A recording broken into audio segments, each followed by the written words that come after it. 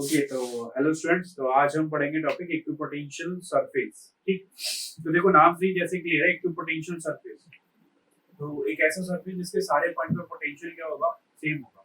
ठीक है, तो वही एक इक्विपोटेंशियल सरफेस होगा। तो any surface that has same potential at every point on it is called an equipotential surface. अब हमें इनकी काफी सारी प्रॉपर्टीज देखनी है इक्विपोटेंशियल सरफेस। ठीक है, तो प्रॉपर्टी देखते हैं। तो प्रॉपर्टी देखो, पहली प्रॉपर्टी देखते हैं, no work is done in moving a charge on equipotential surface. ठीक है, मान लो हमारे पास कोई भी इक्विपोटेंशियल सरफेस है, इसको समझ लो। ये मान लो मेरे पास एक इक्विपोटेंशियल सरफेस है। अब मैं इस पे कोई भी दो पॉइंट ले लूं, ये पॉइंट ए ले लूं और ये पॉइंट बी ले लेता हूं। मैंने क्या किया, एक चार्ज को मूव करा रहा हूं, क्यू नॉट चार्ज को मूव करा रहा हूं ए से बी। तो ये बोल रहा है, प्रॉपर्टी बोल रही है कि आपको कोई वर्क नहीं करना पड़ेगा इसमें। कैसे? हम पहले ही फॉर्मूला पढ़ चुके हैं भाई, ये मैं एक्सप्लेन कर रहा हूं। वर्क डन क्या होता है, चार्ज इनटू पोटेंशियल डिफरेंस। तो वर्क डन कितना हो जाएगा, चार्ज इनटू पोटेंशियल डिफरेंस कितना है, VB माइनस VA। ठीक है, अब हम पहले ही बोल चुके हैं कि दोनों पॉइंट का पोटेंशियल सेम है। अगर दोनों पॉइंट का पोटेंशियल सेम है तो इसमें से ये माइनस हो जाएगा, तो कितना हो जाएगा, this minus this will be zero, क्योंकि दोनों पॉइंट का पोटेंशियल सेम है। तो वर्क डन कितना आ जाएगा, जीरो। इसका मतलब एक पॉइंट से दूसरे पॉइंट पे जाने में जब हम चार्ज को ले जाएंगे तो वर्क डन नहीं करना पड़ता हमें इक्विपोटेंशियल सरफेस पे। इस प्रॉपर्टी को याद रखना।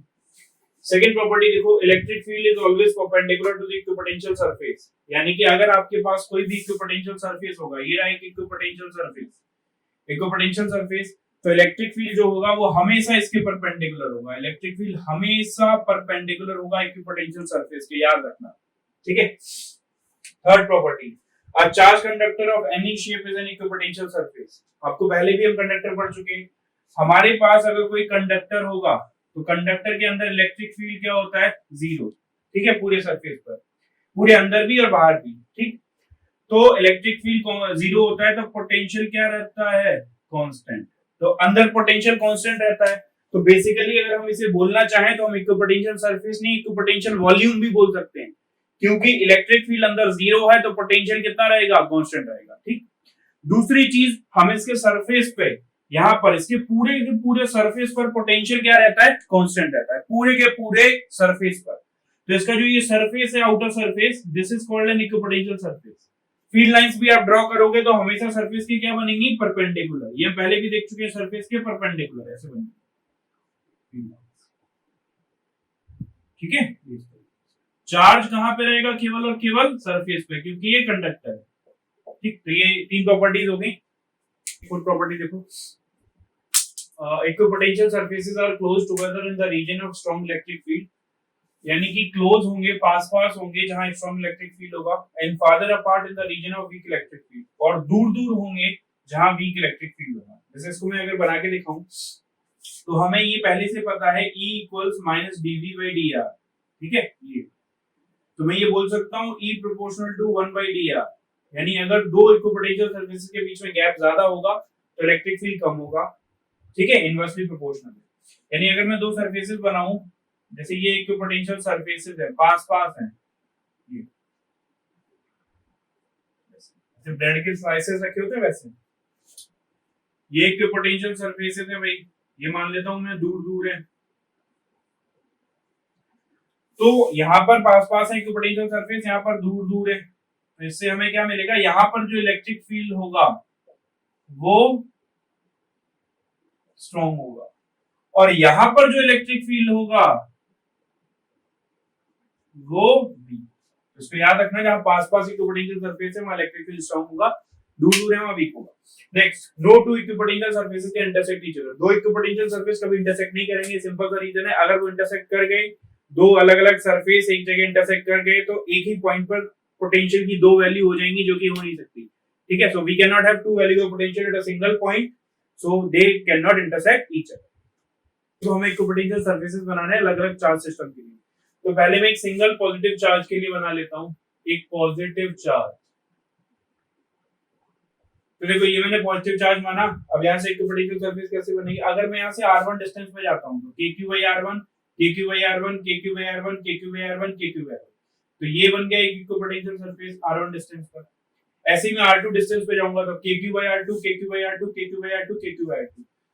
तो अगर ये चार्ज है तो ये तो ये सारे पॉइंट जुड़ गए, तो ये स्फेरिकल सरफेस बनेगा। दूसरा सरफेस भी एक उसके बाहर बनेगा स्फेरिकल, तो we will get spherical surfaces, concentric spheres. So these are our equipotential surfaces.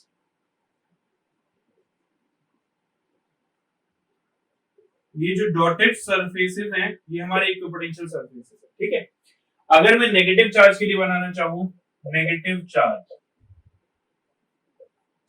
तो ये मैंने नेगेटिव चार्ज बना लिया। फिर नेगेटिव चार्ज के लिए पोटेंशियल की वैल्यू, हम चार्ज के साइन को कंसीडर करते हैं तो पोटेंशियल की वैल्यू नेगेटिव हो जाती है। याद रखना, पोटेंशियल कैलकुलेट करते वक्त हमें चार्ज की साइन को कंसीडर करना होता है, ठीक। तो ये नेगेटिव, तो इसके लिए कैसे बनेगा, minus K Q by R one, minus K Q by R one, minus K Q by R one, minus K Q, ये सारे जुड़ जाएंगे, ऐसे दूसरे वाले बन जाएंगे, फिर से कंसेंट्रिक स्फीयर्स बन गए, ठीक है। तो ये हमारे इक्विपोटेंशियल सरफेसेस हो गए। फिर से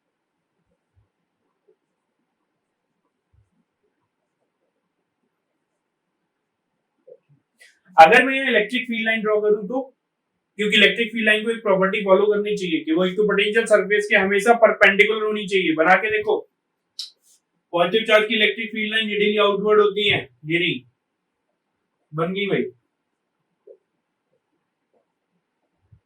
ये बन गई, ठीक है। ये इसकी कैसे बनेगी, इधर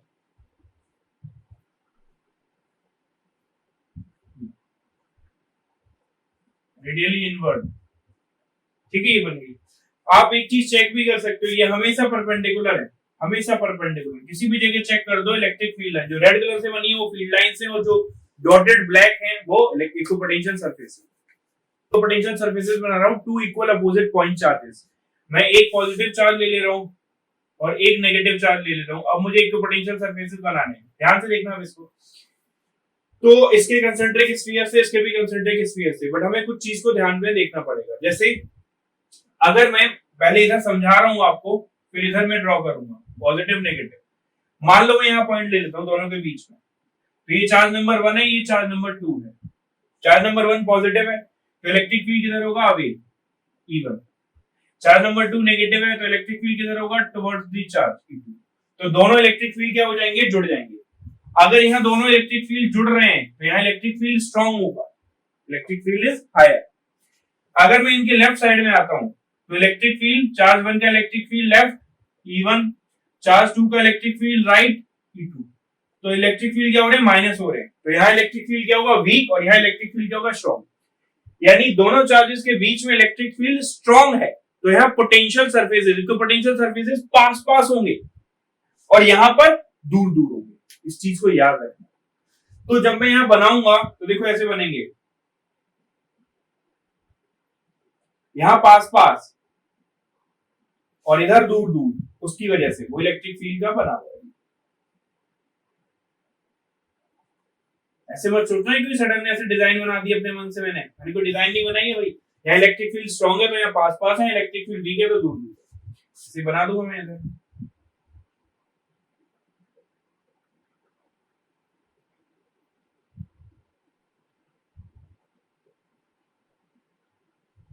ये बन गया। आप इलेक्ट्रिक फील्ड लाइंस बनाना चाहो वो तो आप बना ही दोगे, वो तो आपको पता ही है। जैसे ये आपके डॉटेड लाइंस हैं, ये इक्विपोटेंशियल सरफेस है। फील्ड लाइन बनानी है तो वो तो आपको पता ही है, ऐसे जाती है, ऐसे जाती है, ऐसे जाती है, फिर ऐसे जाती है और फिर इस तरीके से बाहर चली है। ये तो आप सब पहले ही बना चुके हो, पॉजिटिव चार्ज से अभी और नेगेटिव चार्ज की तरफ,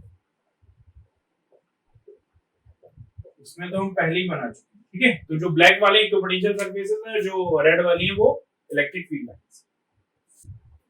तो अब देखो, हमने एक पॉजिटिव एक नेगेटिव चार्ज का बना लिया। अब मैं टू इक्वल पॉजिटिव चार्जेस का बनाऊं तो टू इक्वल पॉजिटिव चार्जेस,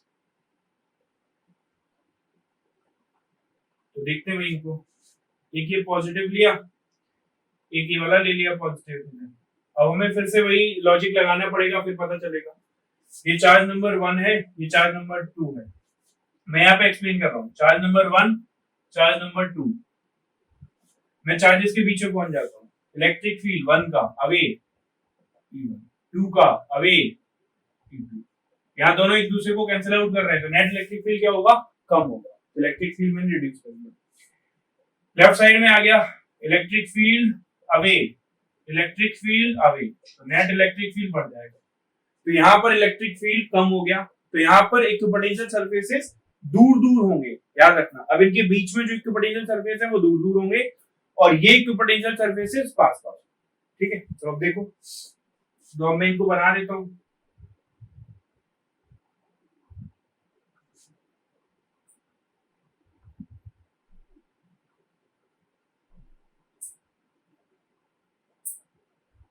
ऐसे बन जाएगा, देखो यहाँ पास पास, यहाँ दूर दूर, थोड़ा सा दूर कर देता हूं इसको।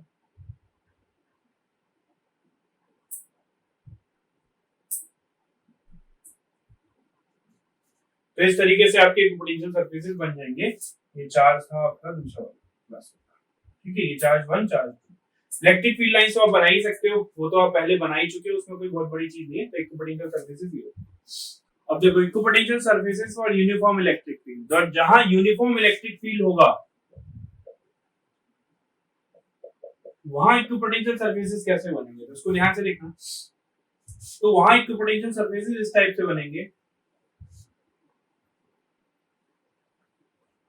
देखो ये फील्ड लाइंस है, ये जो मैं पैरेलल बना रहा हूं ये आपकी फील्ड लाइंस है। ये यहां से एंटर करके निकल ली, और ये आपकी इक्विपोटेंशियल सरफेसेस है। ठीक है, जैसे अगर मैं बोलूं ये ऐसे फील्ड लाइन जा रही है तो ये इक्विपोटेंशियल सरफेस है, फिर आगे गई तो ये इक्विपोटेंशियल, जैसे शीट होगी, एक सरफेस एक सरफेस। ठीक है, तो ये बन गए हमारे इक्विपोटेंशियल सरफेसेस। ये जो है ये वाला, मैं रेड कलर से इसको कर दे रहा हूं, ये वाला, ये जो सरफेस है और ये वाला जो सरफेस है, these are equipotential surfaces for uniform electric. Equipotential surfaces. अच्छा, अगर मान लो मैं ये पूछ लूं आपसे कि किसका पोटेंशियल ज्यादा होगा, इसका पोटेंशियल मान लो V1 और इसका पोटेंशियल V2। मैंने आपको पहले ही बताया था जब मैंने E equals minus del V by del R solve किया था, E equals minus dV by dr या delta V by delta R। इसको ध्यान से देखो, E equals minus dV by dr के वक्त मैंने बताया था कि along the direction of electric field potential decreases. तो इलेक्ट्रिक फील्ड के डायरेक्शन में पोटेंशियल कम होता है, तो इलेक्ट्रिक फील्ड राइट साइड में जा रहा है, तो राइट साइड में जब हम जाएंगे तो पोटेंशियल कम होगा, तो V1 V2, तो V2 का पोटेंशियल V1 से कम होगा, इसको याद है। Along the direction of electric field potential decreases. देखो ये वाला क्वेश्चन देखो, 3 equipotential surfaces are shown in figure. ये 3 इक्विपोटेंशियल सरफेसेस दे रखे हैं, 10 volt, 8 volt, 6 volt, 3 dotted line से बने। Draw the corresponding field lines, हमें फील्ड लाइंस ड्रॉ करनी है, and estimate the field strength at a point A where the distance between the surfaces 4 centimetre. हमें field lines बनानी है और हमें इलेक्ट्रिक फील्ड की वैल्यू निकालनी है। तो ये इक्विपोटेंशियल सरफेसेस हैं, तो फील्ड लाइंस तो इनके परपेंडिकुलर ही होती है, ऐसी बन जाएंगी। देखो परपेंडिकुलर परपेंडिकुलर परपेंडिकुलर, इस तरीके से फील्ड लाइंस बन जाएंगी। ये हमने लगभग फील्ड लाइंस बना दी क्योंकि सरफेस के परपेंडिकुलर। अब हमें इलेक्ट्रिक फील्ड की वैल्यू भी निकालनी है, हम 2 पॉइंट चूज कर लेते हैं। मैं एक चूज कर लेता हूं A और B। तो इलेक्ट्रिक फील्ड की वैल्यू अगर मैं लिखूंगा तो minus delta V upon delta R, याद आया कुछ? तो electric field is minus delta V upon delta R। तो खुद ही देखो, A पॉइंट पर पोटेंशियल 8 वोल्ट है, B पॉइंट पर पोटेंशियल 6 वोल्ट है, तो मैं लिखूं A से B जा रहा हूं मैं, तो फाइनल माइनस इनिशियल लिखूंगा। जब भी हम लिखते हैं फाइनल माइनस इनिशियल लिखते हैं, तो क्या लिखेंगे, 6 माइनस कितना आ जाएगा ये 8 डिवाइडेड बाई डिस्टेंस कितना है इनके बीच में 4 सेंटीमीटर। ऐसा यूनिट में लेना है तो 4 सेंटीमीटर को कन्वर्ट कर दिया 6 into 10 की पावर -2।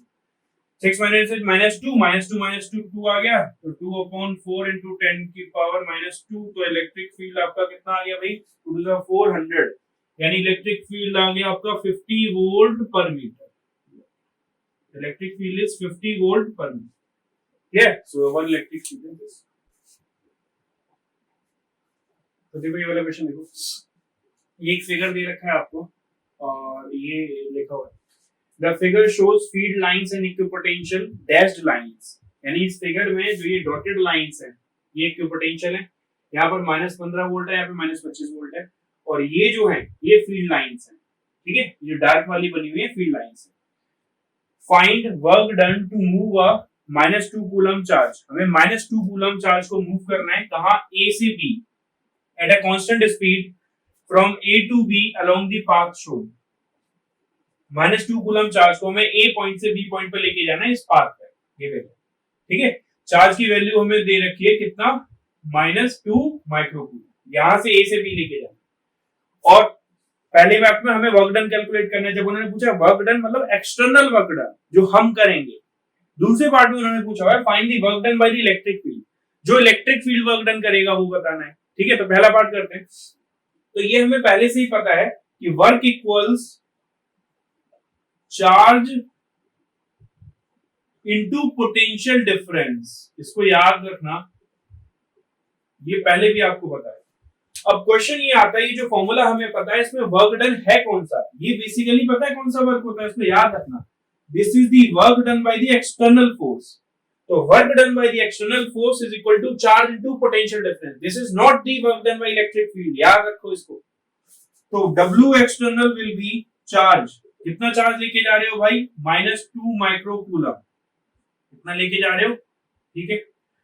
पोटेंशियल डिफरेंस कहां से कहां जा रहे हो, ए से बी जा रहे हो, तो पोटेंशियल डिफरेंस हमेशा क्या लिखते हैं, ए से बी जा रहे हैं, तो फाइनल माइनस इनिशियल, फाइनल कितना है -25, ठीक है, -25 माइनस ऑफ -15, तो इट इज -2 इंटू 10 की पावर -6 इंटू -25 प्लस 15, ये कितना हो गया -10, ये कितना आ जाएगा आपका, और भी कुछ है हमारा 2 माइक्रो कूलम, ये आ गया, ये आ गया हमारा निकल के, तो ये वैल्यू आपकी आ जाएगी, और कुछ नहीं हमारा, ठीक है, प्लस हो गया, तो 2 इंटू 10 की पावर -5 जूल, ये वर्क डन, ठीक है, ये work done by external force.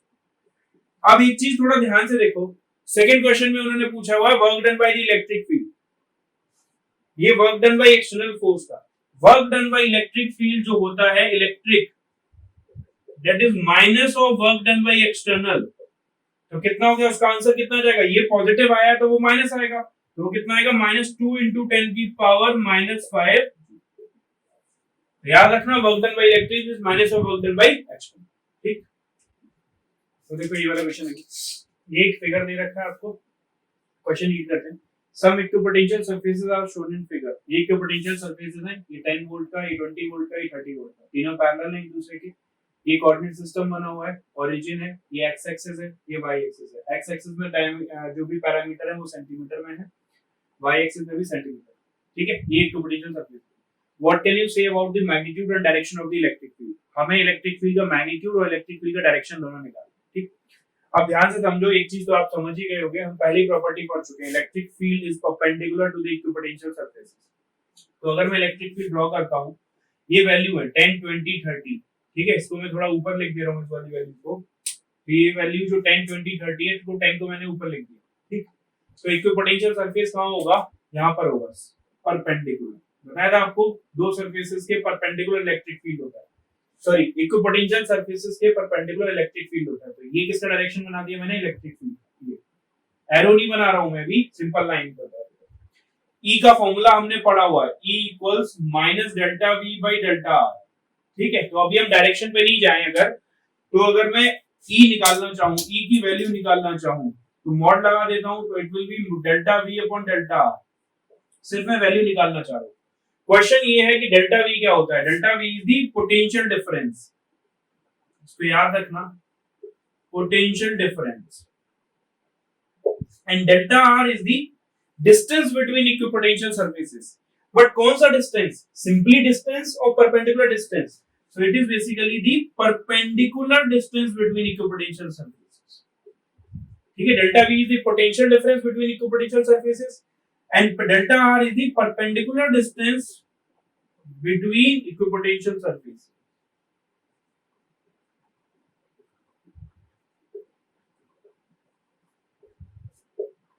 ठीक है।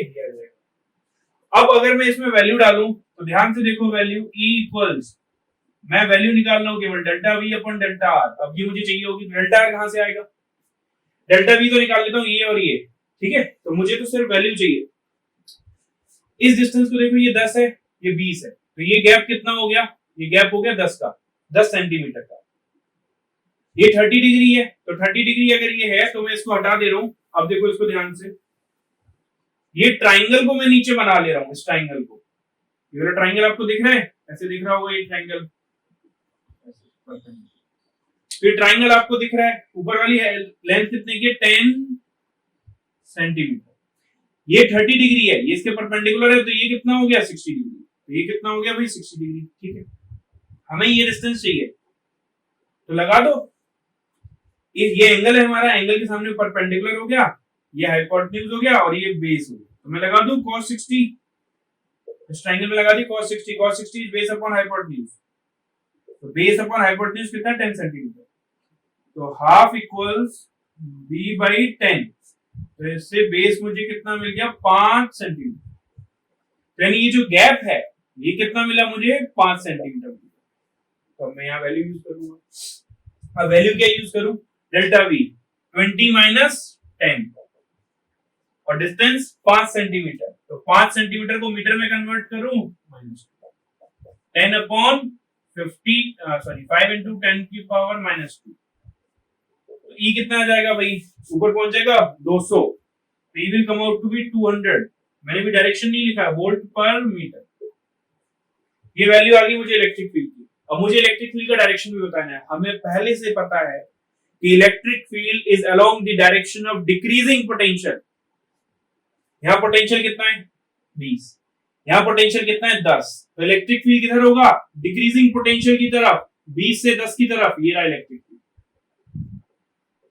इधर की तरफ होगा। अगर मुझे इलेक्ट्रिक फील्ड का वो एंगल पूछ ले, इलेक्ट्रिक फील्ड का एंगल कितना है, तो एंगल बता सकते हो भाई, इसको मैं अगर पूरा हटा दूं तो इलेक्ट्रिक फील्ड का एंगल कितना है भाई, ये लाइन थी हमारी, ये ऐसे जा रही है इलेक्ट्रिक फील्ड, ये कितना एंगल था ये 180, ये टोटल 180 हो गया, 180 में से ये नीचे वाला कितना है 60, तो ये कितना एंगल हो गया 120 डिग्री।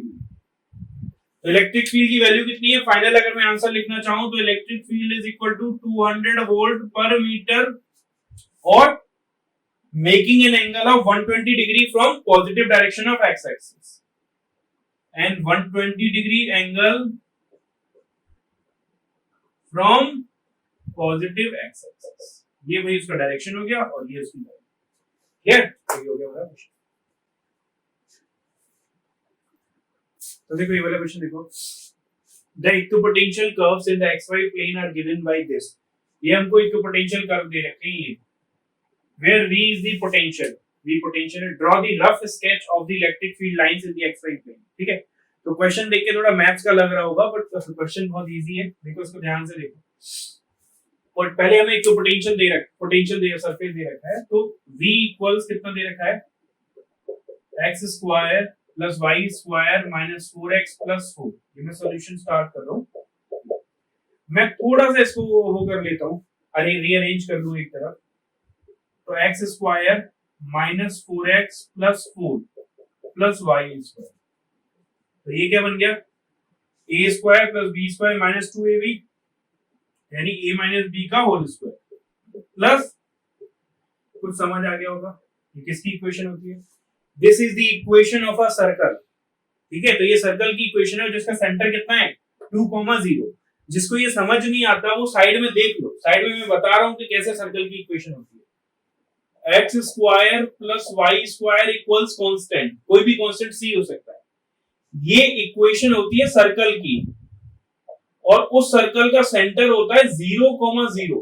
ये इक्वेशन होती है सर्कल की जिसका सेंटर होता है 0,0। ये अगर आप ऐसे लिखते हो x माइनस 2 का whole square minus y minus 3 का whole square equals constant c, ये अगेन सर्कल की इक्वेशन है, किसकी इक्वेशन है सर्कल की, लेकिन अब सेंटर बदल गया, अब सेंटर कितना हो जाएगा, x माइनस 2 लिखा है तो 2 सेंटर हो जाएगा, x कोऑर्डिनेट 2, y माइनस 3 लिखा है तो कोऑर्डिनेट हो जाएगा 3। तो याद रखना, जिसको याद ना हो, सिंपल सर्कल लिखा होता है सेंटर 0,0, अगर x माइनस 2 का होल स्क्वायर y माइनस 3 का होल स्क्वायर लिखा है तो सेंटर हो जाएगा 2,3। मैंने एग्जांपल लिया है आपका, मैं जनरलाइज करना चाहूं तो मान लो x माइनस a का whole square y minus b का होल स्क्वायर, तो इसका सेंटर कितना हो जाएगा भाई a, b स्क्वायर। तो अब इसको यहाँ पे अप्लाई करो, तो this is the equation of a circle, circle की इक्वेशन होगी और उसका सेंटर क्या हो गया 2,0, माइनस के आगे जो लिखा होता है वो सेंटर होता है, माइनस के आगे जो लिखा होता है वो सेंटर होता है, तो यानी माइनस 2,0 पर, यानी ये मैं एक्स एक्सिस बना दूं, 2,0 यहां पर कहीं पर होगा, यहाँ पर एक पोटेंशियल सरफेस बनाऊं, कैसे बनाऊं, शेप कैसी बनाऊं उनकी, सर्कल, तो यहां से निकलते हुए सर्कल बनते हैं, ये बन गया मेरे सर्कल। अब इलेक्ट्रिक फील्ड लाइन कैसे होते हैं, electric field line equipotential surfaces के परपेंडिकुलर होती है, तो ठीक है इलेक्ट्रिक फील्ड लाइन रेडियल बनेगी, लेकिन एक और चीज, परपेंडिकुलर तो बनेगी, ये देखो मैंने परपेंडिकुलर बना दिया, ये नहीं परपेंडिकुलर, ये नहीं, देखो हर जगह परपेंडिकुलर दिख रही होंगी आपको, बट क्वेश्चन ये है कि बाहर जाती हुई होंगी कि अंदर जाती हुई होंगी, ये भी तो इंपॉर्टेंट है, उसके लिए वापस हमें पोटेंशियल पे चलना पड़ेगा। ये पोटेंशियल की इक्वेशन है, इसमें जैसे जैसे आप दूर जाओगे, सेंटर से दूर जाओगे, x की वैल्यू बढ़ेगी, y की वैल्यू बढ़ेगी, x की वैल्यू बढ़ेगी, y की वैल्यू बढ़ेगी, तो पोटेंशियल बढ़ेगा। जैसे जैसे हम सेंटर से दूर जाएंगे तो x और y की वैल्यू बढ़ती जाएगी, तो पोटेंशियल बढ़ता जाएगा। अब इलेक्ट्रिक यानी सेंटर से दूर जा रहा हूं तो पोटेंशियल बढ़ रहा है। अब आपको क्या बताया था, इलेक्ट्रिक फील्ड पोटेंशियल के डिक्रीजिंग डायरेक्शन में होता है, बढ़ते हुए डायरेक्शन में नहीं, डिक्रीजिंग।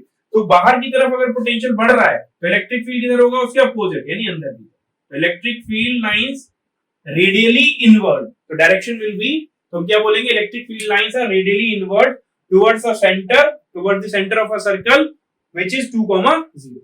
ठीक है, देखो ये वाला क्वेश्चन देखो, referring to the spherical equipotential lines in the figure, ये स्फेरिकल लाइन दे रखी है, find the equation of the electric field and draw electric field lines. तो देखो सेकंड पार्ट तो बहुत आसान है, इसका इलेक्ट्रिक फील्ड लाइंस हमें ड्रॉ करनी है, तो हम इलेक्ट्रिक फील्ड लाइंस हमें पता है कि कैसे ड्रॉ करेंगे भाई, सीधी ऐसी ऐसी बन जाएंगी, लेकिन मेन चीज है हमें इक्वेशन बतानी है इस बार इलेक्ट्रिक फील्ड की, इसकी इक्वेशन।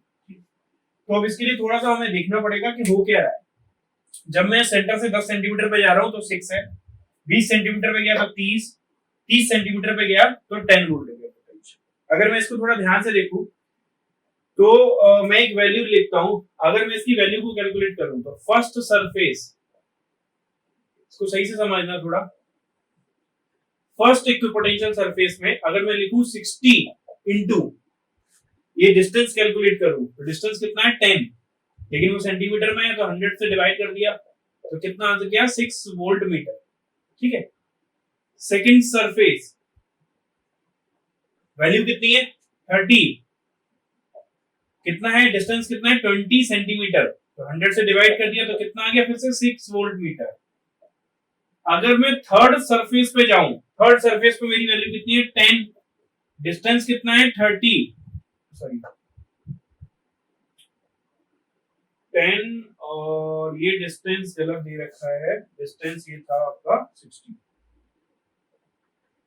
तो ये डिस्टेंस होगा 60 अपॉन 100, फिर से कितना आ गया 6 वोल्ट मीटर। अब एक चीज ध्यान से देखो, मैं बार बार किस चीज को मल्टीप्लाई कर रहा हूँ, पोटेंशियल को डिस्टेंस से मल्टीप्लाई कर रहा हूँ, पोटेंशियल को डिस्टेंस से मल्टीप्लाई कर रहा हूँ, पोटेंशियल को डिस्टेंस से मल्टीप्लाई कर रहा हूँ, और हर बार कांस्टेंट आ रहा है, हर बार कांस्टेंट आ रहा है।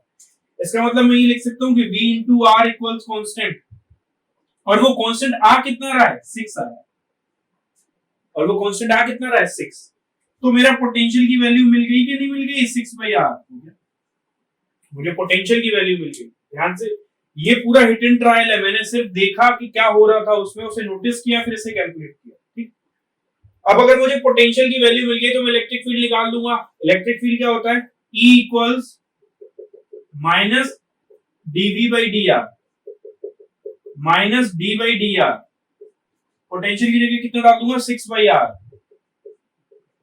तो E इक्वल्स कितना 6 बाहर आ जाएगा, तो dy माइनस इधर है, d/dr ऑफ r की पावर -1, इसको तो आप सॉल्व कर ही लोगे, तो माइनस आगे आएगा, तो कितना आंसर आ जाएगा 6/r², ये आ गया मेरा लिए।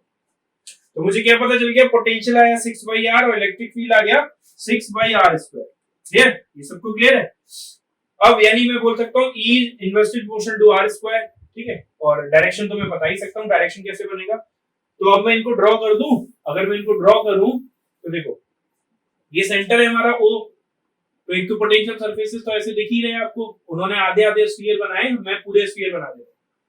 तो इलेक्ट्रिक फील्ड लाइन कैसी है, ये कैसी बनेगी, बाहर की तरफ ऐसे। अब डायरेक्शन कैसे पता चलेगा मुझे, ये पोटेंशियल देखो कितना है 60, ये कितना है 30, ये कितना है 10। इलेक्ट्रिक फील्ड किस डायरेक्शन में होता है, in the direction of decreasing potential. तो डिक्रीज किधर हो रहा है भाई, बाहर की तरफ ही तो डिक्रीज हो रहा है, तो ये क्या बनेंगे, रेडियली आउटवर्ड। ठीक है, तो ये बन गई आपकी रेडियली आउट। क्लियर, तो ये भाई आपकी इलेक्ट्रिक फील्ड लाइन बन गई। तो देखो ये हमारा क्वेश्चन है, find the field intensity if the potential is v equals -kxy। Potential दे रखा है, इलेक्ट्रिक फील्ड इंटेंसिटी यानी इलेक्ट्रिक फील्ड बताना है। Draw the field pattern of the field, और इलेक्ट्रिक फील्ड लाइन ड्रॉ भी करनी है कि भाई कैसी बनेगी। ठीक, तो इसको ध्यान से देखते हैं। जब पोटेंशियल गिवन होता है तो फील्ड पता कैसे करते हैं, E इक्वल्स -dv/dr। लेकिन अब ध्यान से देखो, इस बार क्या होगा, पोटेंशियल x और y दोनों का फंक्शन है, तो हम क्या यूज करेंगे, Ex। कुछ याद आया होगा, -del-v/del-x and Ey equals -del-v/del-y, partial differentiation. तो Ex कितना यूज हो जाएगा, -del/del-x ऑफ कितना, -kxy। तो Ex कितना आ गया भाई आपका, निकल के माइनस माइनस प्लस हो गया, k बाहर निकल आया, x का डिफरेंशिएशन ky, x का डिफरेंशिएशन 1 हो गया। Ey -del/del-y of -kxy, minus minus बाहर आया, माइनस माइनस प्लस हो गया, k, y का डिफरेंशिएशन 1 हो गया, तो x बचा। तो electric field along x axis ky आ गया, अलोंग y एक्सिस kx आ गया। अब इससे हम इक्वेशन कैसे जनरेट करें भाई, तो इक्वेशन के लिए हमें देखना पड़ेगा।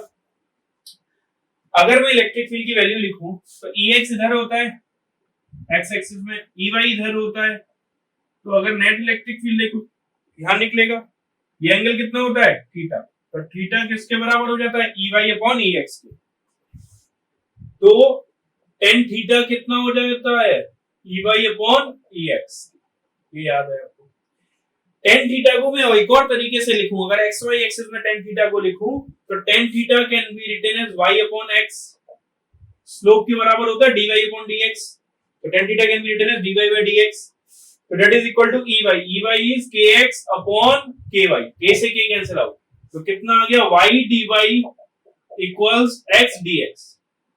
इंटीग्रेट कर दो, y का इंटीग्रेशन y²/2, x का integration x²/2 plus c, indefinite integration है तो c जोड़ दिया मैंने। इसको थोड़ा सॉल्व कर लो, y² - x² इक्वल्स 2c हो जाएगा, तो मैं ऐसे लिख सकता हूं y² - x² इक्वल्स कांस्टेंट। ये भाई किसकी इक्वेशन आ गई, this is the equation of the hyperbola, equation of hyperbola. Electric field कैसा है भाई, हाइपरबोला। तो अगर मैं उसको ड्रॉ भी करना चाहूं तो उसको ड्रॉ भी कर दूंगा भाई, तो ड्रॉ देखो कैसे करूंगा, x एक्सिस, y एक्सिस, ऐसे इधर जा रहा होगा, ऐसे हमारा इधर होगा, ऐसे इधर होगा, ऐसे इधर, हाइपरबोलिक बन जाएगा भाई हमारा। ठीक है, तो this is the equation of the electric.